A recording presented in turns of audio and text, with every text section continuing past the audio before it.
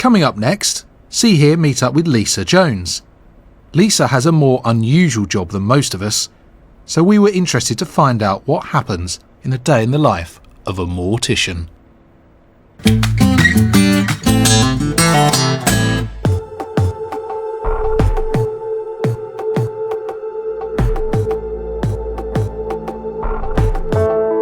My name is Lisa Jones and I am a biomedical scientist and a mortician.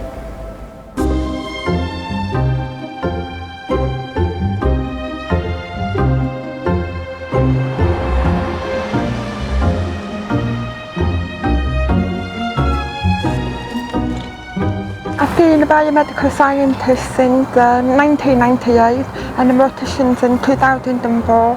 I just had a bit of a diversion into human pathology and I really liked it, loved it ever since.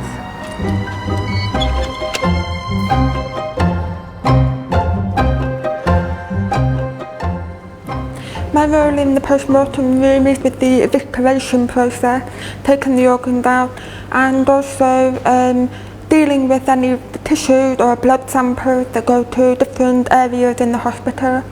Also I deal with the undertakers, the bereavement service, and also the forensic and the police.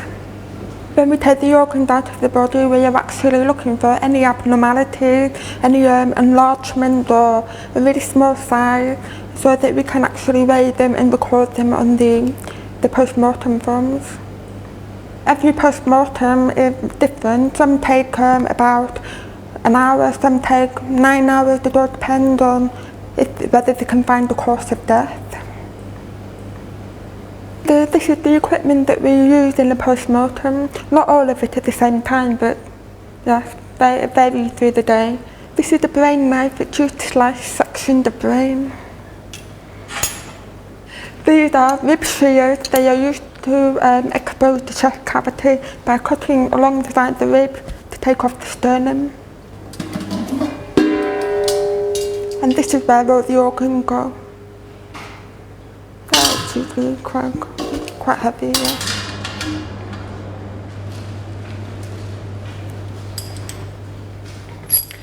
This is a skull saw. We use this to gain access to the brain by cutting through the skull. It has very sharp teeth on the edge, but however, if you put this against the skin, it will only vibrate against the skin, it won't cut through it. But if you put it on the bone, it will go right through. These are the freezer area. The temperature for the fridge are between 2 and 6 degrees, and the freezer can go to a minus level. The yellow button is for emergencies. If anybody happens to be trapped in the fridge, they've got somewhere to actually get out. Yeah. There's no lights in here, it will glow in the dark. I normally wear protective equipment when I do a post-mortem, so I'm going to put them on now.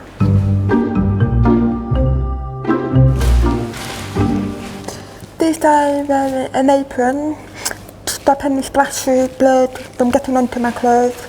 This also protects against splashes as well. Long arm gloves, protection. Team communication is very important within a post-mortem lab. But the only problem they have is trying to lip read somebody who's wearing a mask that covers the mouth. Just can't lip read them, so I have to take them to one side and just take the mask off, or just write something on the board. It's quite difficult when you have to deal with families who have suffered such a great loss. I mean, the grief that can hit you is really strong, but you just have to learn to turn off. When you come into work, you just switch off completely, and then when you leave, just switch yourself back on again. Even a busy mortician has to stop for lunch sometimes. So what drew Lisa to this profession? I suppose that triggered a morbid curiosity in most of us, always questioning why people have died, just wanting to find out the answer. That's what I'm like, really. In this job you need to be physically fit, hard-working, with a keen scientific mind and a strong stomach.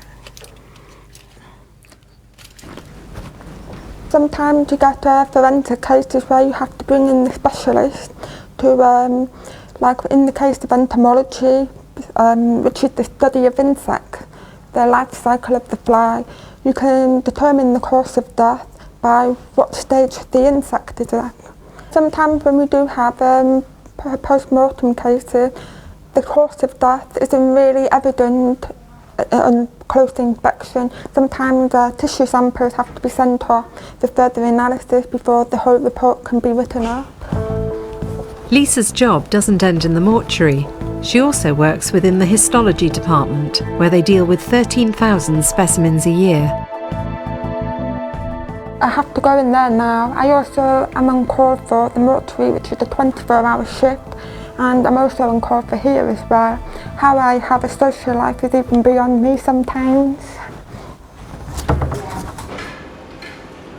This is the histology laboratory. This is where we process our samples. These samples arrive from outside the hospital, like GP surgery, and also inside the hospital. They take about 2 days to prepare from start to finish.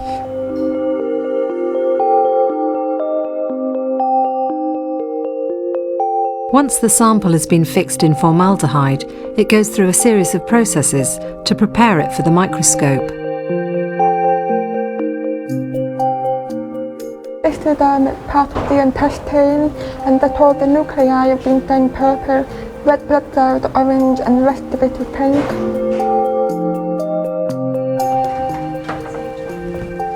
That's me done for the day, finished me. And some people ask me questions about my job. I find it to be a bit of a conversation stopper. Sometimes it can get a bit awkward because some people are really curious about my job and some people just don't want to know. My friends think it's a bit weird at times, but they just go along with it. For example, my birthday last year, they made me a special cake which was a brain and some eyes, and it was very tasty. I love my job because of the satisfaction it brings, working with a great team of people here and providing a really excellent service to the public.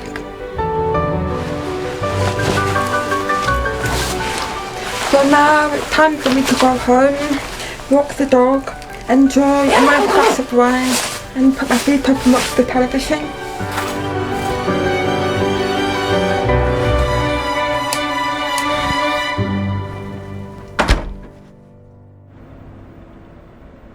What a fascinating insight. I'm not sure I could do that, so hats off to Lisa. Well, that's it for this week. Hope you've enjoyed watching. See you next week. Goodbye.